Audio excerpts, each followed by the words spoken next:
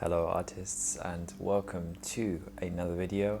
I'm Thomas, but before I get into the subject of the video, I would first of all like to announce the winner of the Monet study that I did, my painting giveaway I did for 500 subscribers, and that is, drumroll please, I actually ended up just generating a random number and then doing the number with the comment. So Lene, I think that's how, maybe I butchered another name, but congratulations, you won the Monet study. I'm going to reply to your comment now. Message me on Instagram or email me through the About section on my channel, and I can get that sent out to you here from China. It might take a while, but this is the first time I'm posting from China, but congratulations on winning. Second of all, Patrick Tweedy Art gets my Instagram shout out, boom, of this video. All you have to do is tag me in your Instagram story for a chance to be featured at the beginning of my video. And yeah, so let's get started with the subject. Maintaining creativity as an artist. I think this is a big question, and there's a lot of things that contribute to creativity, but there are very practical things that you can do to help kind of maintain somewhat a standard level of creativity when it comes to your practice. Obviously, we all have good and bad days, but to kind of set the tone for this video, I'd first like to say that as a human being, generally speaking, you need to be working on your mind and your soul. So before I go into my practical tips, you have to make sure that you are, positive about your practice. You believe in yourself as a person. You have confidence in yourself as a person. All of these things are a huge contributing factor to doing something like practicing as an artist, because it's such an independent practice which depends on you getting out of bed and doing your own thing. So if you don't have that underlying foundation, you need to build it first. So I have a couple videos on staying confident and being positive as an artist, so if you haven't checked those out yet, you can do. But the way I'd like to do these tips are basically I'm going to explain a concept and then I'll give like a practical thing on how to do it for most tips. I think that's how it's going to work. Tip number 1. Now I think this is actually my most unique tip. Start off with the maybe most unique one that you haven't maybe heard of before. And this addresses the problem of people wanting to make perfect work all the time, or getting too caught up in kind of making work that you deem to be kind of completely meaningful and like fulfilling to whatever you're trying to investigate in your practice. This is a problem because it's impossible to always make good work as an artist, and as a human being, we make mistakes all the time. So one thing to actually get over this kind of thing that everything always has to look perfect is make something bad on purpose. Like, go out of your way to get some materials together and make something bad on purpose. Now, when I was in university, we had this thing called the Bad Painting Prize. And this is kind of a third year exercise which we did, where an exhibition was organized to exhibit bad paintings that we put together, which then were auctioned off to raise money for our degree show. Now, what doing a bad painting kind of gets you to do is just to make, without actually thinking about too much about what you're doing and not getting caught up in process or image or kind of final outcome.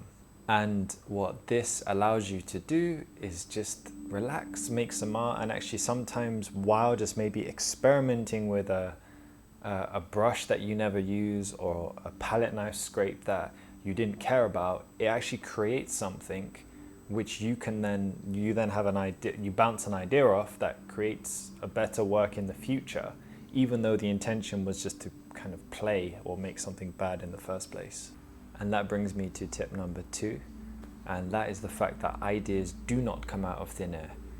If you sit around, imagining a light coming out of the sky, like, and then an idea is going to come to your head and you're going to do it, and it's going to be a perfect painting and you're some kind of artistic genius. This is just not how most people work, and maybe it does happen to an odd few people out there, but I can tell you it does not work for me, and I can almost guarantee you it will not work for you.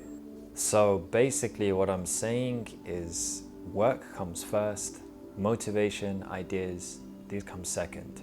And to get yourself working in the same way, I kind of just made a couple videos about these kinds of issues, but find 5 artists that deeply inspire you. What you can do is print out their work, cut them, collage them, rearrange them, copy parts of their work, take parts of their work, put it into your own ideas. Basically find something that lights a little bit of a fire in you in terms of when you look at the art, and then just break it up, copy it, take from it, just work from something that inspires you. And then once you start working from that, you don't have to think about copying something, right? You just take it, you start copying. But then once you put that paintbrush on the canvas and you start working, more ideas start to come to your head. And these are your own kind of, you could say, original ideas. And then that will evolve into something else, into something else, into something else. And before you know it, you're not just copying anymore. This is just kind of like a initial stage where, you've been inspired by something, you start to work, then the motivation and the ideas come. Tip number 3, embracing the uniqueness of you. Whether you believe it or not, this I think ties into my little bit of my introduction, where I'm saying believe in yourself, have self-confidence. Self-awareness is a key thing when it comes to being an artist. Understanding you are unique as an individual, and that you can use your own kind of unique experience of life to communicate things in your artwork. Obviously, really everything we're making about is related to some kind of experience we've had in life, whether that be something we've observed, a story that we have come up with by observing other things or reading other people's lives, or like whether we're taking from something or building off of our own personal kind of experience. You are taking from the experience that you've had in life. So this is unique to you, and embrace that uniqueness. Don't let kind of people put you down for maybe certain ideas or narratives you might have, as long as they're not objectively bad things. Here are a couple of deep questions maybe to start triggering some ideas about who you are and what things mean to you. Question number 1, if you lost everything in your life, in terms of whether that be kind of family or material things, what would hurt you the most, or what would you miss the most out of everything if you lost just all of it, gone? And question number 2, if you had one chance to give maybe one message to the entire population on Earth, what would you say to them? And then you can start maybe branching off of ideas off of those kind of deep questions, and really think about kind of what builds you up as a person, what's the core of you, and kind of who are you? Who are you? What is the meaning of life? What is your purpose? You don't have to go that deep, but you get the kind of, I think you understand what I'm trying to say. Tip number 4, this is kind of just, you'll hear this from many different channels, and that is scheduling. You really need to schedule and really get your brain understanding that there is work time and there is play time. And when you are in that work mode, your brain needs to flick a switch where, you are working. It's not just, okay, obviously if art's just your hobby kind of thing, I'm talking on a more serious level here. You're seriously thinking about making a career out of something creative or artistic. Schedule your day. I realized when I schedule my days and I plan to do things, I don't always do everything.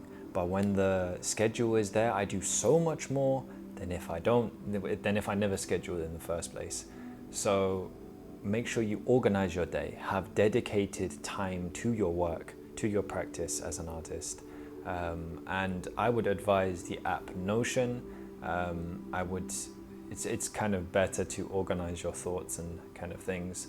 But find an app, find something to basically organize, schedule your day, put in a timetable, do a checklist, whatever works for you. There are lots of videos out there helping you kind of organize these things. As I said, I use Notion, Notion. I'd advise it's really, really handy for scheduling days, but do that, schedule your work. And my 5th and final tip, this is this is to have one or two, at least, people you can go and speak to about your artwork. You know, as I said earlier, we are all unique as human beings. We all have unique insights and perspectives on life as human beings. And in this day and age, we also have the internet to kind of reach out and build communities like I am doing here on YouTube. So my advice is really find one or two people you can have some genuine conversations with about your artwork, some positive criticism, someone who can see your work with a fresh eye and actually maybe give you some ideas and pointers on where to go next with your artwork. Also, it's great if they are local to you because you can then go to shows together. One of my friends in the UK, we tend to go to shows quite regularly together, and that's like, he's not even an artist, but he's like my guy that I go to shows with.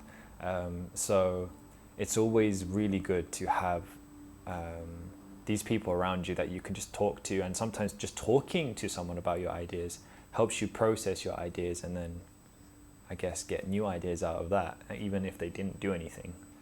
Word of advice about this whole criticism thing. I feel like it maybe not so much now because people are just a little bit too shaky, I feel like, to even criticize at all.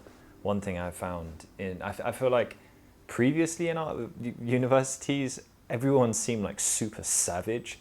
I feel like now they're too soft, too gentle. I feel like everyone and anyone is too scared to give any kind of criticism at all when it comes to artwork, and that's actually including a lot of the tutors. I feel like it was almost like they felt like they were treading on like glass or something, and like I used to hear like sometimes students would be moaning in the studios about the slightest bit of criticism that they had from a tutor who just gave them some honest feedback, like you need to bloody clean your brushes, or like what's this palette is just like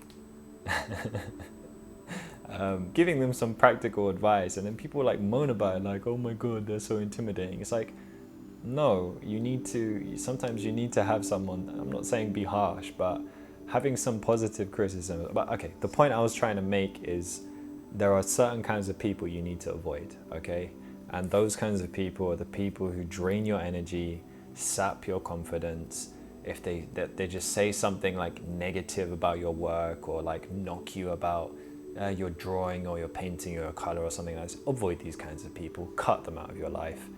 You need to stay around positivity and people who will criticize you in a good way. So with that, I'm going to end this video. Remember, you can get your Instagram shout out by tagging me in your Instagram story with a print screen or picture of this video, and feel free to comment any questions or DM me on Instagram. To all those who wanted that painting giveaway, sorry if you didn't win it, but there will be another one at 1,000 subscribers, which we are only like 300 subscribers away from now anyway. So you can start giving me ideas for my next painting giveaway if you'd like. And here's my awkward goodbye.